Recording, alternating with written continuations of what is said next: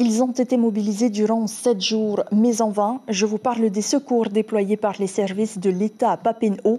Alors dès demain, plus de direction de protection civile et de gendarmes, mais des agents communaux.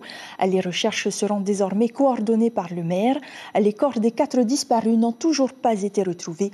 La famille ne veut pas se résigner. Soutenus par les bénévoles, ils continueront ensemble. Mireille Gamblin et David Chang.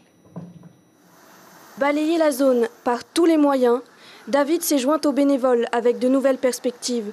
Grâce à son matériel, il accompagne les recherches depuis le ciel. Le drone, il permet d'avoir des points de vue que les piétons n'auront pas sur le récif, c'est-à-dire d'avoir des points de vue vraiment verticales en profitant de la profondeur, en ayant vraiment l'effet de transparence de l'eau, donc ce qui permet d'identifier des tâches qui sont un peu suspectes. Aujourd'hui, 2 groupes de bénévoles scrutent le littoral sur 10 km de part et d'autre de l'embouchure. Ce groupe a repéré une odeur suspecte. Tu sens à ton niveau? Allez, on va pas lâcher. On lâche rien. Allez, gars. Tout ce qu'on fait là, on creuse pour identifier d'où vient l'odeur, tout ça.